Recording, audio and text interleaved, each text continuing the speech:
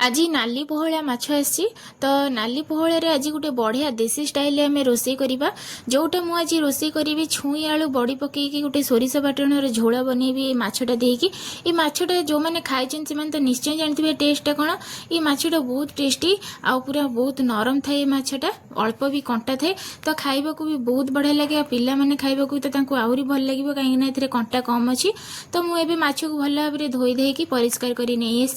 एथर को मुझे छुई आलू आउ बड़ी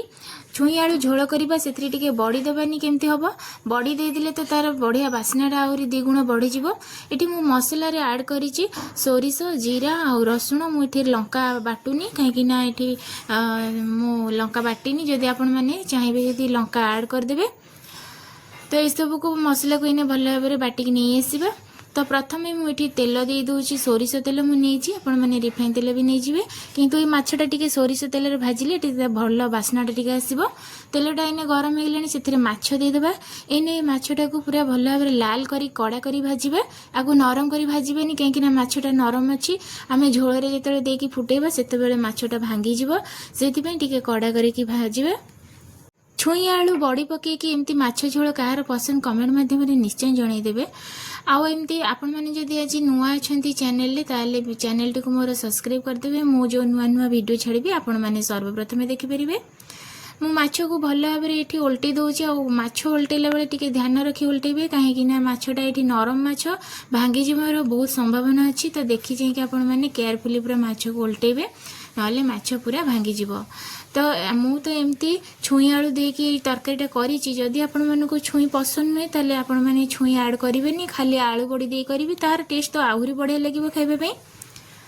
माछ पूरा भल रकम पूरा भाजी गलानी तो माछ को इन्हें आस्ते आस्ते करी काढ़ीदेवा आउ माछ को बेसी लाल करवानी ठीक यही टाइप ही रखा बेसी लाल करदे पिता पिता लगे खाइबा जोटा कि भल लगे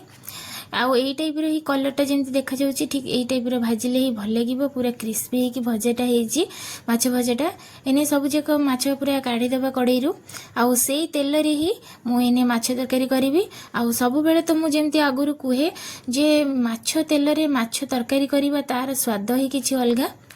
तो आपण मैंने सब चेष्टा करेंगे जमती कि माछ तेल रे आपण तरकारीटा करेंगे देखिए माछ जो भजा हो से तेल तरकारीटा करेंगे बढ़िया बास्नाटा आसो तार तो से तेल रे मुझे कौन कली ना बड़ीटा को भाजिली बड़ीटा को लाल लाल करके बेसी भाजबानी अल्प अल्प लाल करके भाजबा बड़ीटा ये होगलानी बड़ी की काढ़ीदेवा बड़ी काढ़ी सारापर से तेल रे एने टिके पंचफुटण देकी से पियाज टिके बघारीदेवा तो जिते बड़े आपण मैंने सोरिष बटा तरकारी करेंगे टिके हल्का मसला नेबे ताले जाइए झोलटा भल लगे टिके पतला पतला झोल हेल्ले सोरिष बटा झोलटा भल लगे आ सोरिष बटा जदि बेसी हो झोल जोटा कि खाइबापी एत टेस्ट लगे खाली सोरिषर बास्ना आसो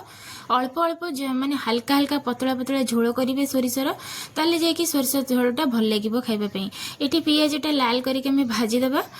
लाल होगी भाजीगला से छुई आलू देकी पुणी भाजवा छुईटा को टिके भाजीदेवा छुई आलू मिसेकी छुई आलू को 2-3 थर भाजी सारापर से किसी मसला देदेबा जमती कि आमर लुण हलदी आउ लंका पाउडर सोरिष मसला तो किसी बेसी मसला देले जोटे भल लगे ना खाइबापी तो से किसी मसलार आवश्यक ना केवल स्वाद अनुसार लुण टिके हलदी आउ टिके लंका पाउडर जेहेतु मुझे लंका बाटिनी से लंका पाउडर नहीं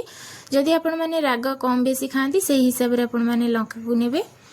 ये सब को दे सारापर पुणी टिके भाजीदेवा भाजिकी देदेबा आम सोरिषर जो बाटणटा बाटी थे सेटा देदेबा मुझे टमाटो ऐड करूनी आपण मैंने चाहिए ये टमाटो भी ऐड करदे पारिबे किंतु सोरिष बटारे आंबुला और तेंतुली टिके हेले तार टेस्ट टिके भल लगे टमाटोटा एते टेस्ट आने ना सोरिषर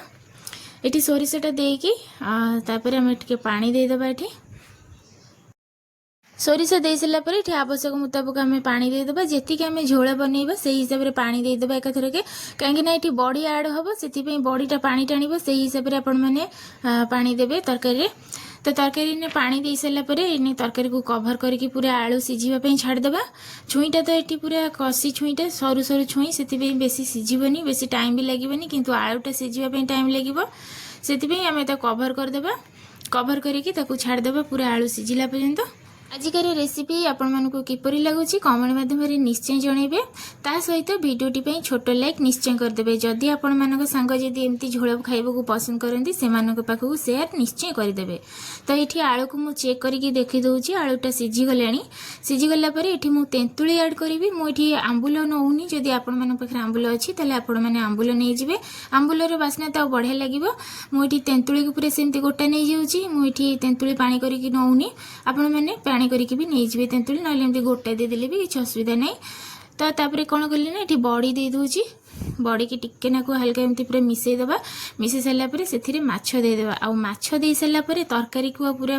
माने जगार कौन जगार घांटेबेनी कहीं माछटा भांगी जीव सेमती पूरा तरकारी दे सारे माछटा दे सारे तरकारी आम एमती टिके हल्का करके एमती पूरा पिठा कटी झोलटा को मिसई दबा माछ सहित मिसई सारिकला पर आम कभर करके फुटाइवाई 5-10 मिनट छाड़देबा कहीं टिके तेंतुली दिखाई सी टिके फुटिले खट्टा बास्नाटा आसब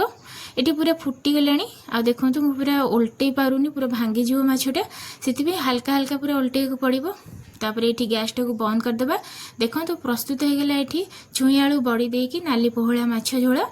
आ झोलटा केते पतला होईची आपण माने निश्चय देखिकी जानी परुथिबे छुई झोलटा केते पतला होईची आ जेते पतला हबो सोरिष झोलटा तो बढ़िया लागिबो खाइबा पई। तो आपण मानकु एमती पसंद कि आउ कोनोसी प्रकार आपण माने सोरिष तरकारी करी खांती तो आपण माने कमेंट माध्यम रे निश्चय जणैबे। देखो तो ये पूरा प्रस्तुत हो जाइए गरमा गरम आउ भात सहित गरमा गरम झोल टिके हो गले आउ कौन कथा तो सरिला पूरा आईंष बारी पूरा जमीज सांग मैंने आपण मानक अनुरोध रहा ये रेसिपीटा आपण मैंने थरे हेले भी घरे ट्राए करी खाइबे जो मैंने खाई तार स्वाद तो से मैंने निश्चय जानते जो मैंने खाई ना से मैंने थरे हेले भी ये रेसिपीटा ट्राए करी देखंतु देखिए बढ़िया लगे खाइबा। तो आजिकार वीडियो मुझे शेष करुच्ची पुणी देखा नुआ वीडियो नुआ रेसिपी सहित।